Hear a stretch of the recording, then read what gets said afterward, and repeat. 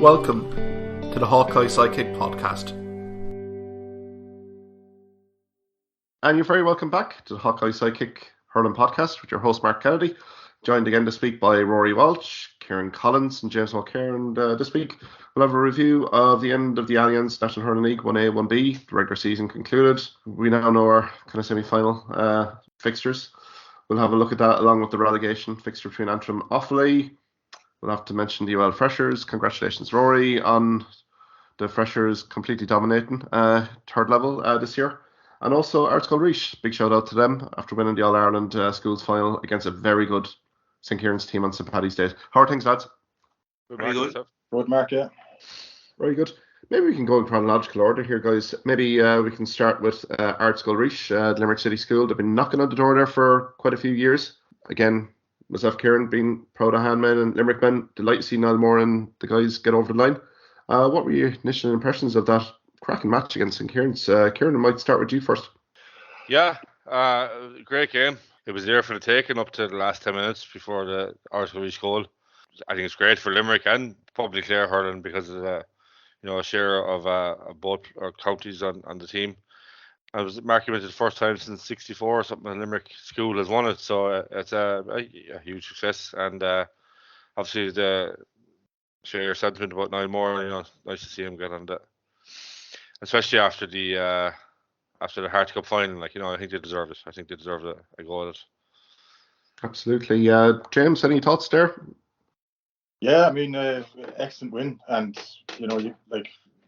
particularly you're going up against their nemesis, really. I suppose they've lost 3 finals to them in the last decade.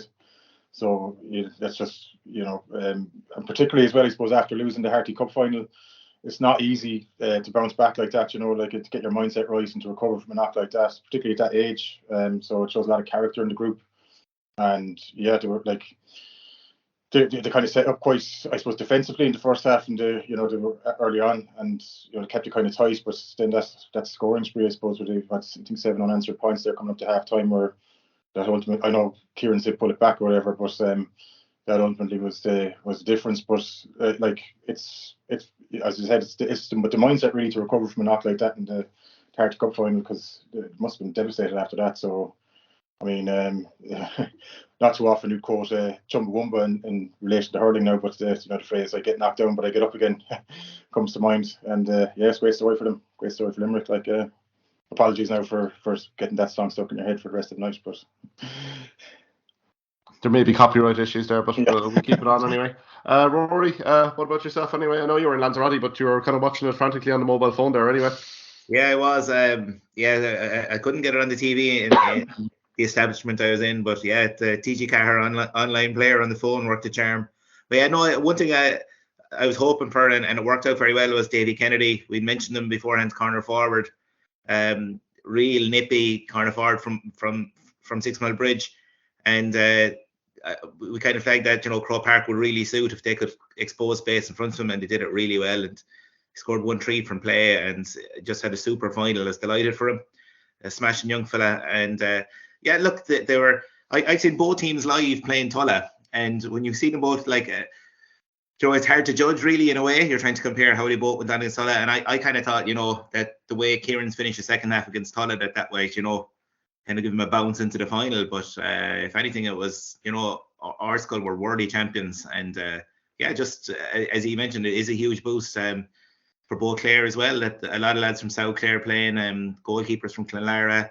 Niall Farrell, centre forward from Broadford. He was one of the main men in the team. But look, and there is a good crap at that age coming through in Limerick as well. Cian Scully, centre back. Really marshalled the 6th position really well. Shane O'Brien as well. A lot of talk about him from Kilmallock, wing forward. And look, these boys, what you want with young lads, because there is inconsistency at their age. It's very hard for them to go out and play. Is that they'll hit a good performance on the big day, on final day, and that's what happened for Ard Scoil. Absolutely. I mean, St. Kieran's didn't give this way by any stretch. I mean, thought they were well in it. I mean, they started probably the better of the two sides, I thought, lads. Thought Ard Scoil were a bit nervy, few wides, 5 points to 3 at one stage. St. Kieran's, thought Joe Fitzpatrick, you'd highlighted him, Rory, after the All-Ireland semi-final, but seeing him himself.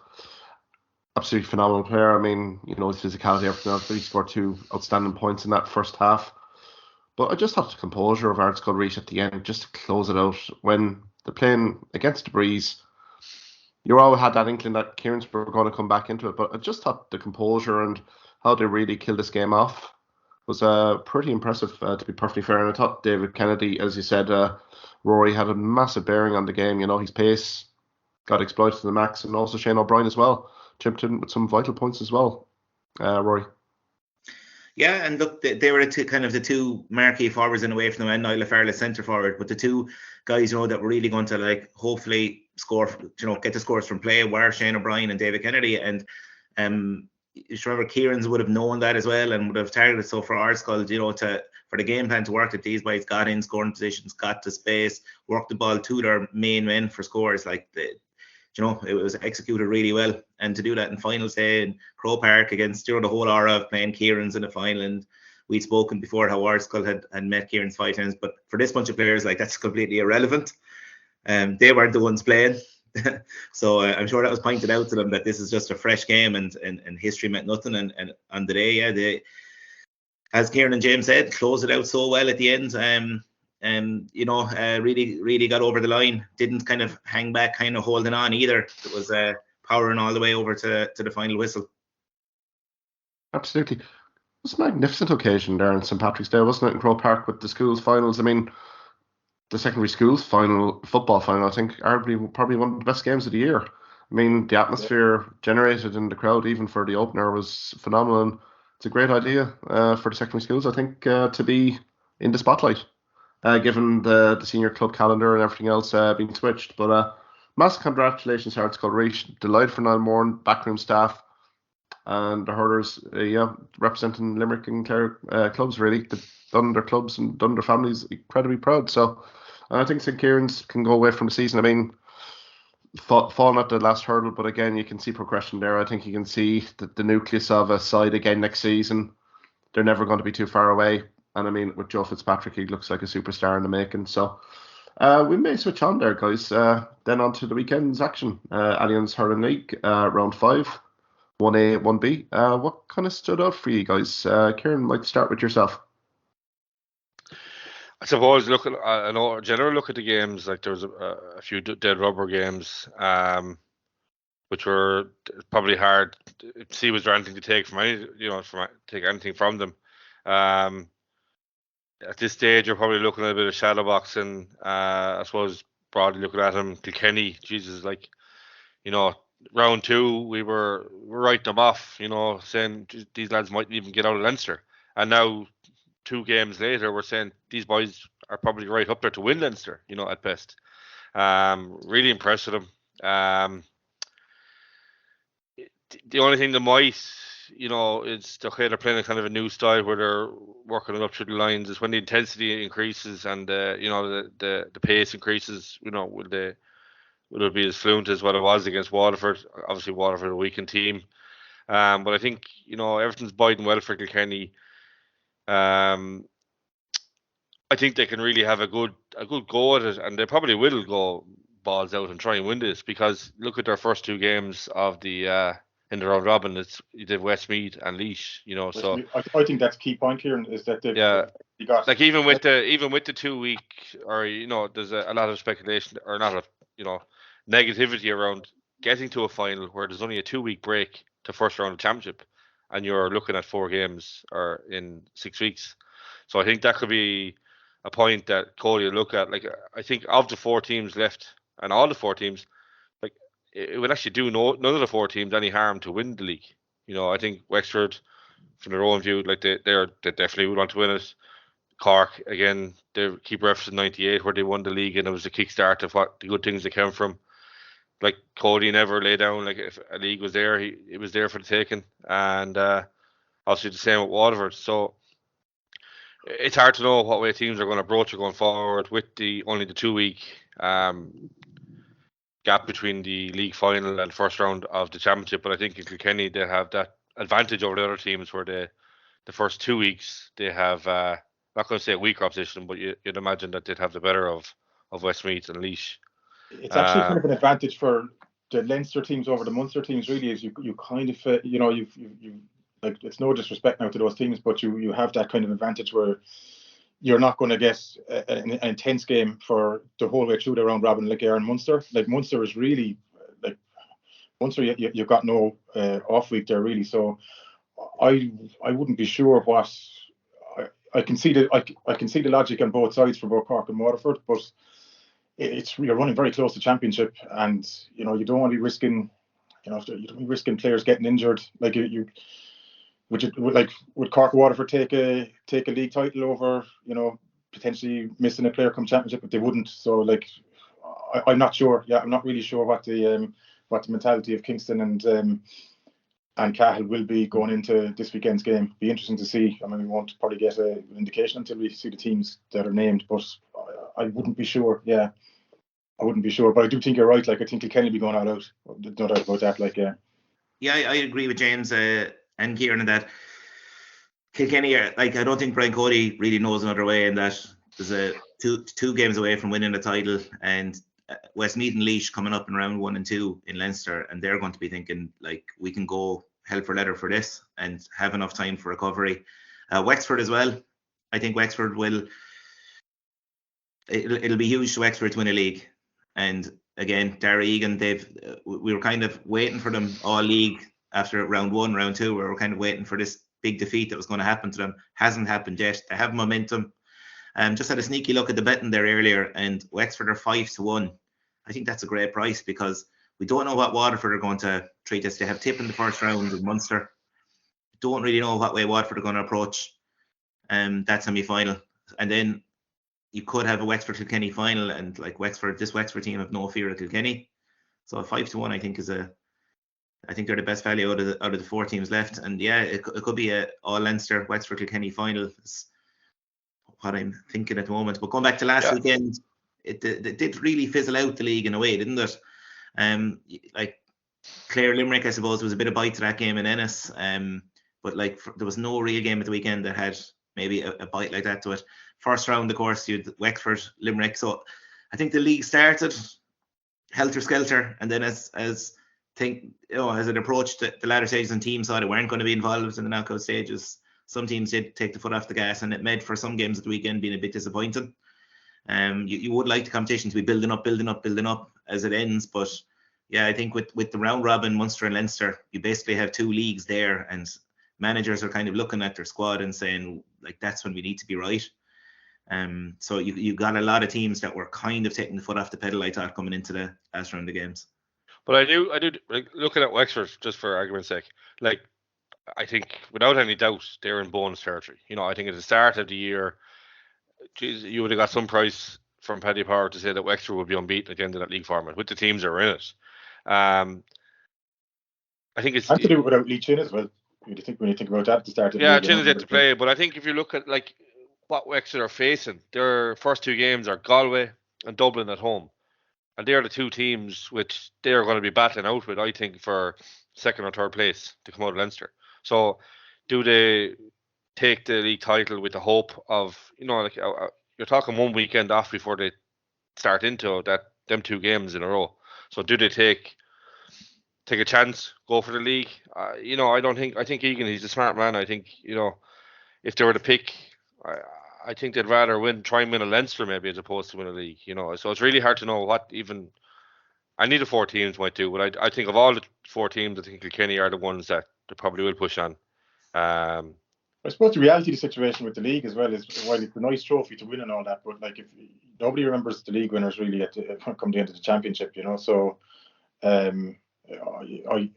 it's, if you were to put me on the spot right now in terms of calling who do I think will win the league, I'd say it might be Kilkenny, to be honest with you. I think I think they can go for it the most out of the 3 teams that are left.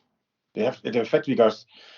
Again, it's no disrespect to Laois and Westmeath, but they effectively got a free hit there the first 2 games where they can recover, and I think that's huge. Now I don't know, like, it's very difficult to delve into what the management teams are going to be, how they're going to approach things. I think you're in a very delicate situation, so close in. That's just the nature of it this year. I think it's something that will be looked at going forward. I think is, a lot of people are kind of saying, would it be better off with just a straight final, winner of 1A, winner of 1B, just shoot out the final, or because I don't think it's fair to have only a 2-week break between both. I think for the likes of Dublin, I think it actually suits Dublin not going forward to the semi-final and final, because they've heavily relied on 12 or 13 of the same players for the last 4 or 5 weeks. And they're going to be entering into another phase where they're going to be playing 5 or 6 weeks. So I think the likes of Dublin, they could do with the month's break. Limerick the same. I think, look, it's been a very bad league comparing for Limerick, but you've 4 weeks, or you had 4 weeks from last weekend to first game against Cork. Close the doors, let no one know what's going on there, and just go hell for leather for the 4 weeks. If you're in a league final, you're looking, you've very little. Like the 2 weeks, the week before the game, you're only going to be kind of cruising into that game. You're not going to be doing any heavy training. So if there's things to be worked on, there's no opportunity to work on them. So I think you're better off at like the Dublin, close the doors 4 weeks and try and recharge and get ready for the 5 or 6 games that's going to be played in the. It's a lot of attrition as well to put yourself through for the players in terms of their body and recovery as well, isn't it? I mean, different to the old school format, that round robin is tough. Particularly in Munster, it's again, not to keep coming back to it, but I'm not 100% sure. I can like from Cork's point of view, it's down, the game is on in Páirc Uí Chaoimh, so Cody's going to be coming there hell for leather. They're not going to want to lie down for Kilkenny in front of their own fans down in Páirc Uí Chaoimh. There is a league final there on offer. They haven't won a league in a long time, but again, I think it's too close. I'd be worried about it, if we're going all out for the league, to be honest with you, if I was in Kingston's position right now. Absolutely. No, I think they're intriguing subplots, and I suppose team selection will lead an awful lot on those 4 teams. But I suppose looking to the likes of the Clares, the Limericks, the Galways, I suppose, Rory, coming to you, from a Clare perspective, another decent outing, I thought, against Galway. Got picked by 2 points. What's your overriding impressions of the league for Clare? I mean, good, bad, and different? Yeah, it was a mixed bag. It started off kind of very worrying with the Cork game. Things improved after that. Clare seem to have settled now on a half-back line, which is very important, because the half-back line were in big trouble against Cork. With John Conlon moving back there, David McInerney, Jack Brown as well inside, and Diarmuid Ryan to come back in, might probably slot in there for Jack. So look, they're at least then your most important line in the field is steady. So that was something that was kind of worrying for a long time. They've gone through a league campaign with a host of injuries as well, and it's great that as the league picked up, we had Kelly coming back, Duggan coming back.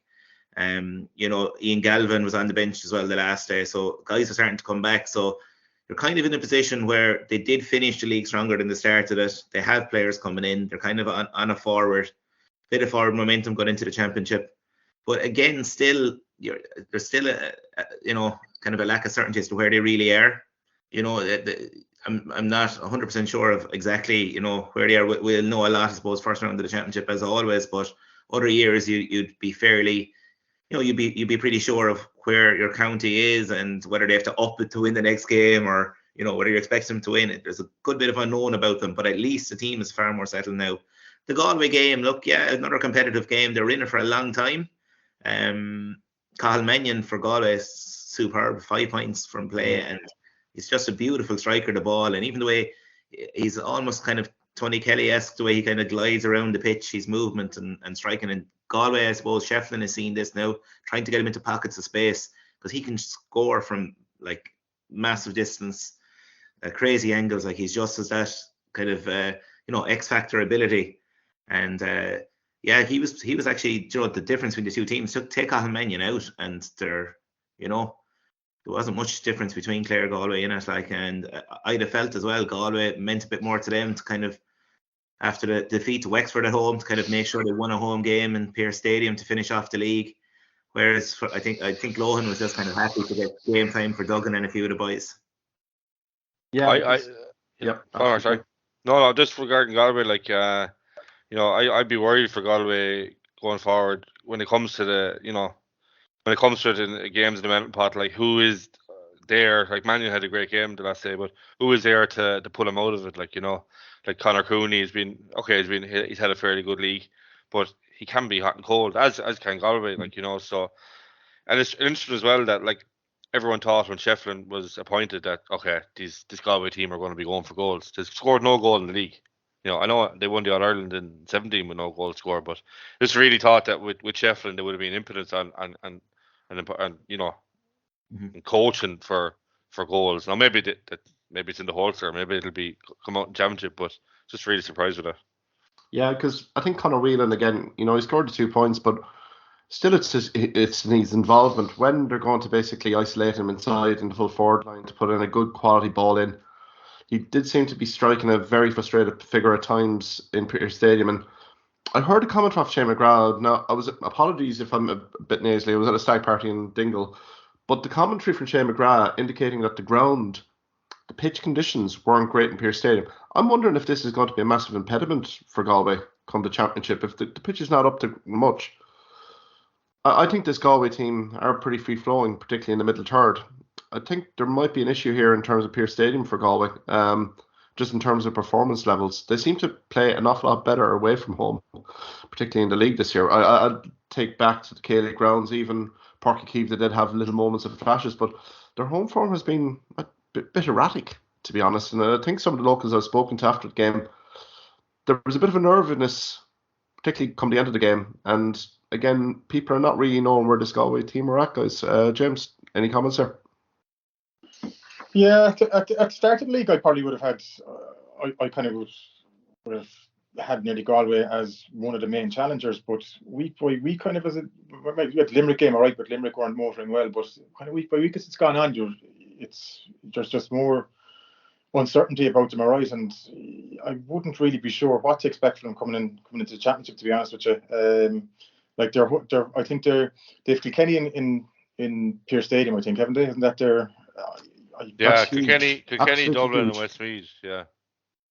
Yeah, like at the moment, like if you were like we don't know now, obviously come championship, but at the moment, if you're looking at it, should be fancying Kilkenny there. Like 3 weeks ago, you would have fancied Galway going into that game, but now you'd be saying looking at Kilkenny, you'd be eyeing that up. And if Galway were to lose that, yeah, I don't know. Yeah, I think they've a number of open issues in the team. Although that said, like Glennon, I thought he's been a good find for them, and he's gone well for them this year. But I think go back to your point, even that I think you mentioned at the start of the league, Kieran, was that you were kind of saying that you'd be concerned about who's going to dig him out with Canning gone, and that's probably still a valid argument, to be honest with you. You know.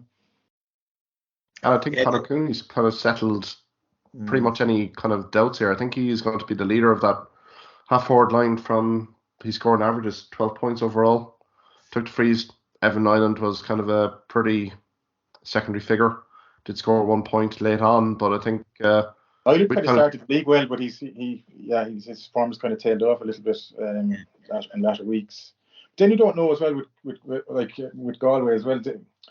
I mean, that was the news on Shefflin's brother a few weeks ago. You don't really know how that's impacted the squad as well. They might, I don't know. I'm not saying that it has had any impact on them still, like a couple of weeks later, but they've been kind of sluggish, I suppose, the last couple of games. Like that game at the weekend, there was nothing in it now. Like, but in terms of what to pay for, but yeah, I wouldn't be sure in Galway. They're kind of a bit of an unknown for me, an unknown quantity. Yeah, Rory? Yeah, like Conor Cooney, the last few championships has really disappointed me, to be honest. Like, and he's a player that I find sometimes for Galway, you see 60 minutes gone and you're kind of going, is Conor Cooney still playing in the last few championships? Now, maybe taking over freeze gets him into a game, you know, a bit more and all that. But yeah, if he's going to be your kind of talisman leader, I don't know, he doesn't fill me with utmost confidence. Like that, he's a real confidence player, isn't he? You know, if things go well, he's brilliant. But yeah. Another team like Dublin are another team a bit like Galway that we kind of like if the Limerick match, the game down the Gaelic grounds, was a false dawn for Galway, the Dublin game up in Parnell Park there against Kilkenny kind of left us with a load of question marks as to where Dublin are, because we all thought they were motoring well. The beat Tip down in Thurles, had that kind of a real arm wrestle with Waterford, where they kind of said, gee, they can slug it out in a big physical game, and you'd have thought that'd be perfect against Kilkenny. But I thought, like, against Kilkenny, they were just blown out of it. So, and whereas Dublin's true form, a bit like Galway, there was times during the league where we thought, okay, Galway, Dublin, they're really, progressing, especially after the game of Gaelic Grounds, and then it hasn't turned out that way at all. So yeah, a lot of question marks on a lot of teams. Absolutely. I think even Dublin, I know you talking about semi-final, but I think deep privately in the Dublin camp, I'd say there is disappointment there of not making the last four. I mean, given their Walsh Cup pre-season form, their acid tests at home to Waterford, draw, Ballygunner contingent not there, thought that would be a golden opportunity. And then for Kilkenny to come into Parnell Park and do the job that they did on Dublin, I think there's still scars there. I mean, they did beat Laois 231 to 124. I don't think you can read much into it, but Ray McBride getting sent off. Disciplinary matters now to kind of address here for Dublin ahead of that game. I don't know, it just same core players, again, squad depth really not being tested that much from a Dublin perspective. But I think Matty Kenny would have definitely pinpointed maybe a last four and maybe go for hell for leather. But I think there's a bit of a disappointment there in the nation's capital. I think it was a golden opportunity given the footballers and their struggles in the league early doors. Maybe get the fans on side, but they're now kind of in the chasing pack. Maybe an opportunity lost. And what about that Kilkenny game floored them, really, didn't it? I mean, going into that game, we were actually kind of eulogising Leinster as saying, geez, we couldn't call it the four teams in it, but that really, like Kilkenny stock rose greatly on that, in Dublin.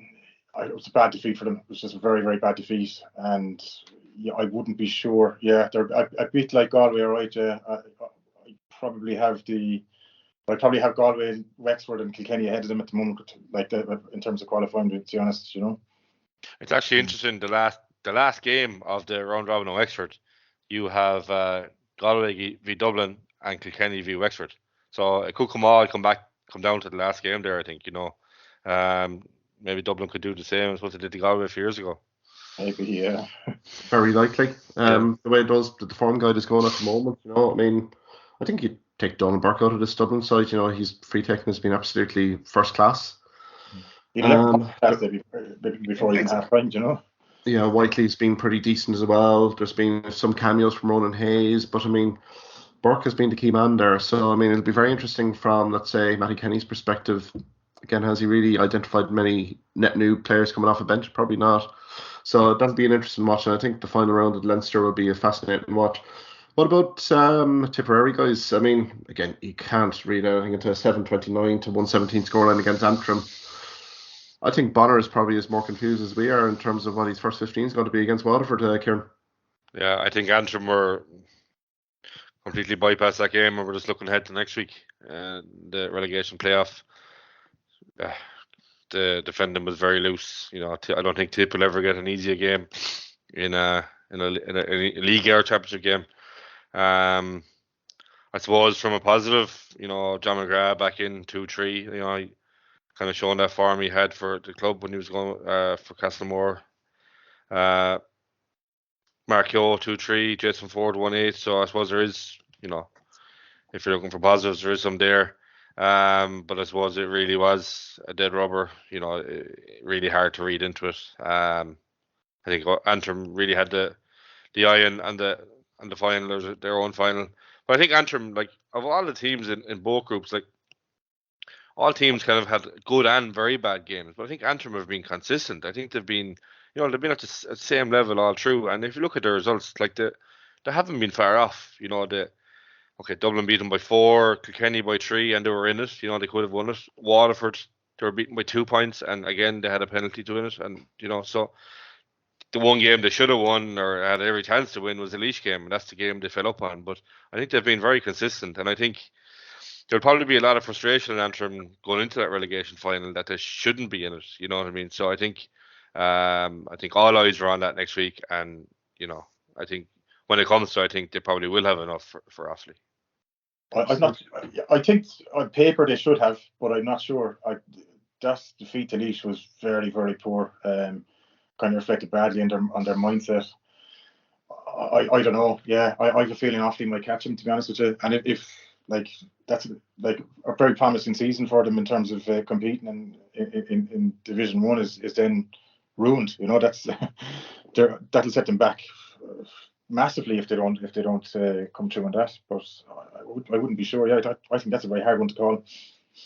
I just wouldn't trust. It's a very 50-50 call, isn't it? I mean, even Offaly, I mean, they're not really coming into this relegation final with much confidence after Limerick putting on the afterburners for 17 points. I thought that Laois defeat was very, very poor. Like they had the game there for them on a few occasions. You know, the Laois were down to 14 men, and then they did go ahead going into into injury time. They still lost it. I thought it was very poor mentality out of Antrim, to be honest. Yeah.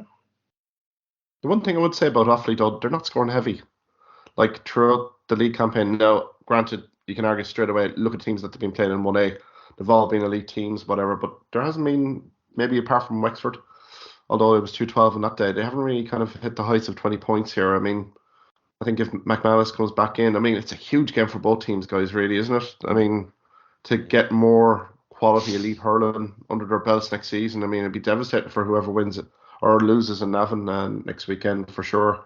But I mean, Offaly, Michael Fennelly in charge. I know Joe McDonough has been kind of talked about for the whole league, but take the likes of Luke O'Connor out of that side, and scores seem to be very hard to come by. What would you think, Rory, in terms of Offaly's chances here?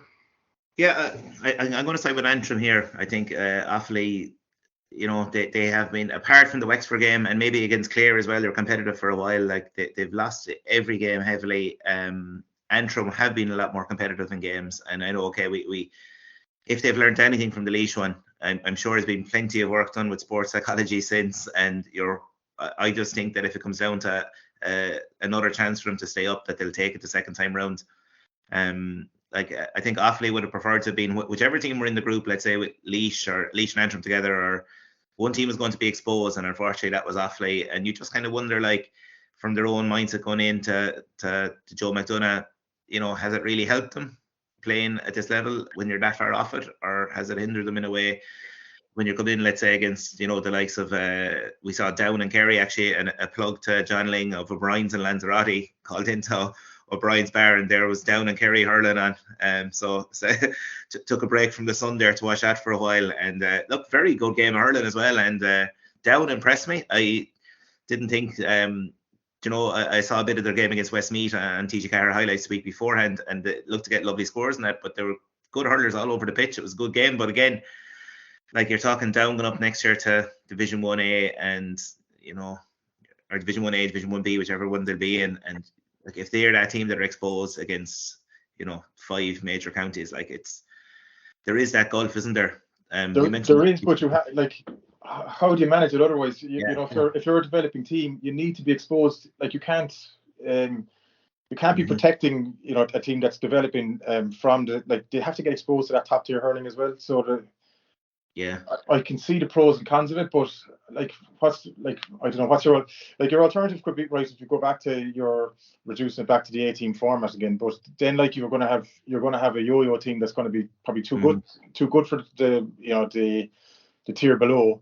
And they're going to struggle in the upper tier. I think you have to. I think it's that stint that Westmeath did up there has probably served them well. Carlow as well to an extent. Like, and if you go back down to an eight tier or eight league again, like with the round robin, you run the risk then of just kind of too many repetitive fixtures. It gets a bit too kind of same then. So I think the way the league is structured at the moment, I think it's the best we've got. Yeah. I don't know if it'd be controversial about this. I know the Camogie do this an awful lot. You have A and B teams, particularly in the counties that are pretty elite. Like an intermediate team like Galway, Cork.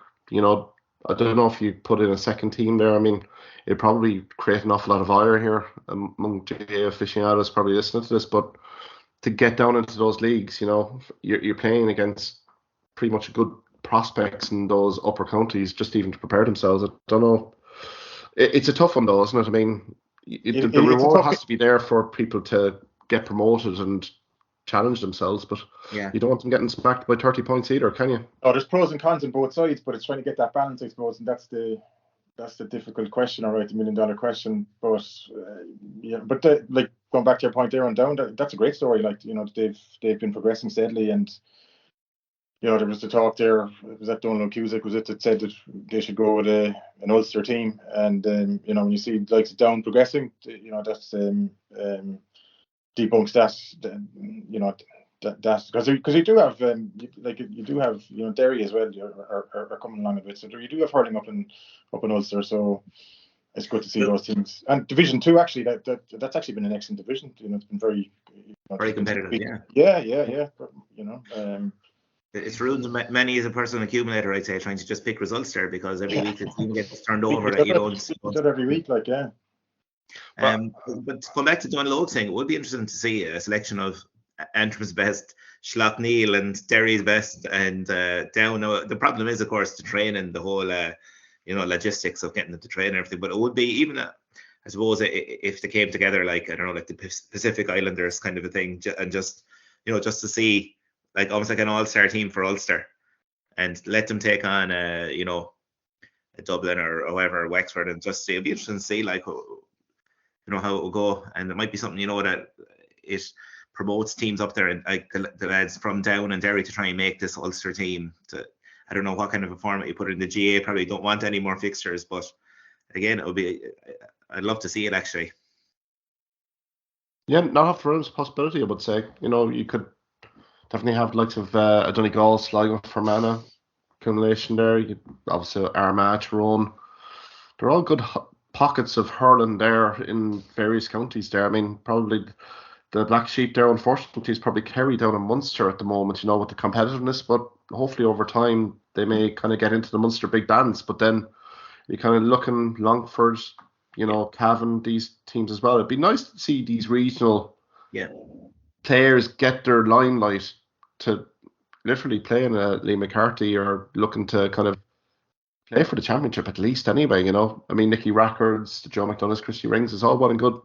It's all well and good, but, you know, it'd be nice to give these guys that are absolute quality players, particularly in Sligo, Derry, a bit of a chance to be shown in the national airways, really.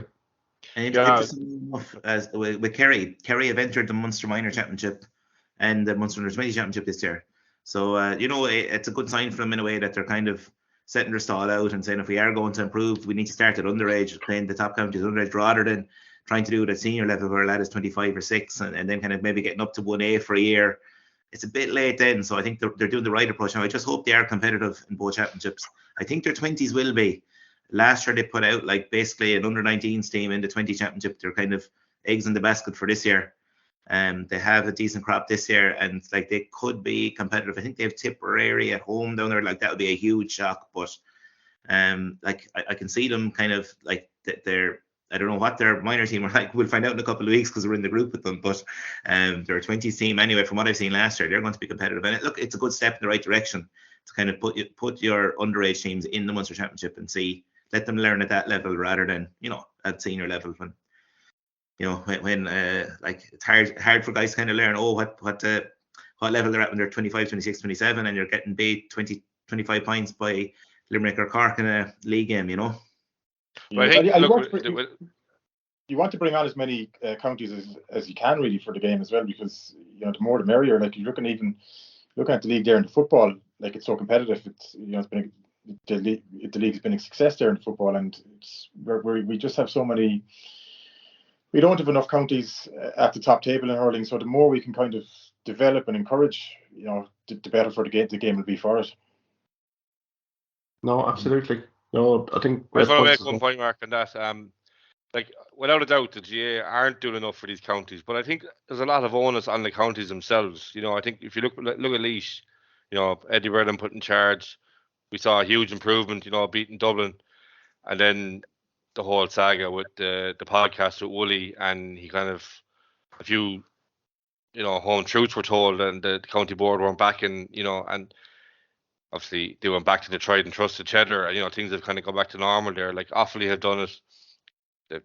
Okay, Michael Dignan, huge work there, but like Shane Lowry coming in as well, they recognised, right, things aren't wrong. start from start. You know, we put the structures in at underage, and they're starting to see it. You know, they've come from Christy Ring. Okay, they're playing at the higher level. They're probably not at that yet. By all accounts, they have a good minor team this year. You know, and it will come. So I think there's no point teams giving out about GA and not doing enough for them. I think they need to probably look at their own in-house and see, you know, are they doing everything themselves to bridge the gap, you know, to the top teams. No, big time. Some great points there as well, guys. So good discussion there. I suppose we can wrap it up here, guys. I suppose, can we get a few quick predictions off you? I think you might have kind of hinted there, maybe James, on your kind of thoughts. But maybe Cork v Kilkenny, Wexford v Waterford. Maybe Kieran, will start with yourself. Who do you think there? I suppose this is all going to base on team selection, but I suppose, you know, I think Kilkenny in the Kilkenny Cork game. I'm going to say Wexford. Yep. Very good. Rory. Yeah, I'm actually going to have a sneaky bet in Wexford to win the league. So yeah, I'll go Wexford there against Waterford. Again, like if Liam Cahill puts Waterford out all guns blazing, if it was a championship game, knockout match, Waterford now, I'd be tipping Waterford, but that's not what it is. I think there'll be a bit of, you know, Laois kind of in third, fourth gear, or sorry, Laois, Waterford in third, fourth gear, I think. So yeah, I'm going to tip Wexford there, and Cork Kilkenny is the hard one to tip. Like, you just don't know. Like, our Cork in Páirc Uí Chaoimh going to go all guns blazing for this league or not? I fancy Kilkenny will be doing that anyway. So yeah, just like Kieran said, I'm going to go with an all Leinster league final. Yeah, James, yourself? Yeah, it's just the closeness of the Munster Championship, and it really is our Cork, and I think it's on the onus here is on the two Munster teams. How are they going to approach things? I think, and on that basis, I would favour the two Leinster teams in both games. But if you were to have these two championship games, I think I'd be favouring the two Munster teams, and I'd love to see Cork and Kilkenny both go at it hammer and tongs, because I think that'd be a great test to see where Kilkenny are with how would they deal with Cork's, you know, Cork's speed of movement and how Cork are playing this year. But yeah, I have a feeling they won't be going at full tilt, neither Waterford or Cork. So I would tip the two Leinster teams, and I think it's going to be an all Leinster final. But don't forget, Wexford have Galway at home first day out in the championship, like, so, you know, it's no different to what Cork are going to face against Limerick, you know, or Waterford against Tip. I think both, like, I think the only ones, the favourable advantage are Kilkenny based on their first two games. But like they do, Kieran, but I suppose the nature of the Leinster, you do have two kind of handy-ish games, you know, whereas in Munster you're weak. Like, it really is a war of attrition for the whole campaign in Munster, and I just think the Munster teams. We'll know when the teams are named. I suppose what they're putting in. Cork team should be out tomorrow night, but or maybe it's even tonight. I'm not sure, but we'll know when you see the teams. But I don't think they'll be going full tilt. Yeah. Just one thing, actually, Mark, I know before you jump in there, I actually heard it there during the week. Rory O'Connor, he scored 112. The last Wexford player to score 112 in one game was the great Nicky Rackard. So I heard that during the week. Yeah, it's mad, testament to how good he's going for him, I think, at the minute. Well, it's a super stat, Kieran, to be fair. God, like, lads, he's probably one of the leading hurlers of the year so far, isn't he? I mean, he's been lights out. Like, superb. Yeah, he's very hard to mark as well, because he's drifting everywhere. You know, he's like, fair play to Egan. Like, Egan has, you know, they've got a style that they're playing at the moment, or they're making the most of it for him. Like, and he's just on fire. Like, yeah. And it's the variety of his scores as well. You know, it's not like he's not like a one-trick pony. He's just been incredible. Yeah, all league. Such a potent full forward line now with Conor McDonald there. So, like, if you're inter-county full back line now, who are you going to focus in on? Are you focusing on Rory, or are you focusing on Conor? Like, the forward line in general has gone very well this league. So you'd actually say, you know, Lee Chin coming back in, does he just slot straight back in there? You know, at the centre forward into the half forward line. I'm not sure, or it's like centre forward. I see. You see him centre forward. Yeah. Do you think he will? Do you think that will? You know, they're already going very well at the moment. Do you think that will disrupt him in any way, or just business as usual? No, he just has to slot in. I think, yeah. No, I would say that I think Oisin Foley has been absolutely brilliant, and what he's done is he's created, he's created a bit of a bench, in a short few games that wouldn't have been there coming into this year.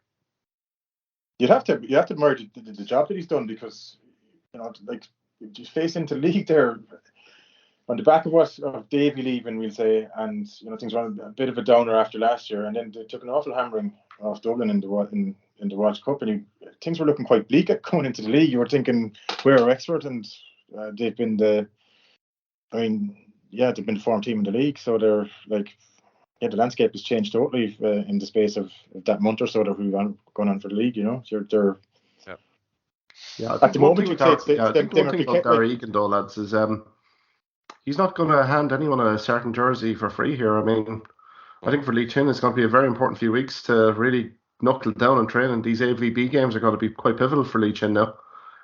So yeah, I think Gary Egan, his policy's been fairly cool out. Like, if the guy's impressing at the moment, he keeps the jersey. So I think Oisin has done incredibly well. So that'll be a fascinating watch. I think for myself, Chin is the kind of character too, I'd say, that would only spur him on, that would only drive him on, So it'd be interesting to see how that'll be interesting, actually, if it does end up being Kilkenny and Westford in the league final. Yeah, that'd be quite an interesting game.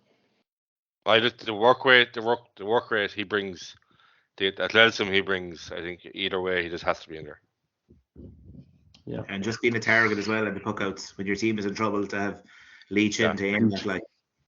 Yeah, exactly. But it's a great problem for Darren Egan to have, guys. It's a super problem there, because you're it's every manager's dream, really, to have an issue like that, because your forward line's going so well as it is. So yeah, more power to them. Absolutely. Maybe we get to the Antrim Offaly game, guys. It seems to be kind of a bit of a 50-50 call. Rory, might start with yourself first. Yeah, probably this is going to be the game of the weekend. Looking at it, this is a game where we can guarantee both teams are going, hammer and tongs at it, and they have to. Look, I just think Antrim are a bit ahead of where Offaly are. Offaly are coming underage. They have a serious minor team this year. They've been going around the challenge match circuit, dishing out beatings to a lot of teams who had All-Ireland prospects. So that's an interesting one to look at later in the year if it comes through for the championship, managed by Limerick's Leo O'Connor as well. He's doing a great job up there. But in terms of senior level, I think they're just that bit off it. They have improved. Like, they've gone up to Christy Ring last year to Joe McDonough this year. Are they willing to make the next step up again so soon? I'm not so sure. I think Antrim are going to beat them. Kieran? Yeah, I think I could ask you, talking a team playing Christy Ring. Antrim will have that bit more experience, playing last year and this year, and I think there'll be a bit of hurt there over the Laois game. I think what we saw last weekend was just the team minding themselves and just getting through the 70 minutes with the eye on this weekend, and I think Antrim all day. Yeah, James?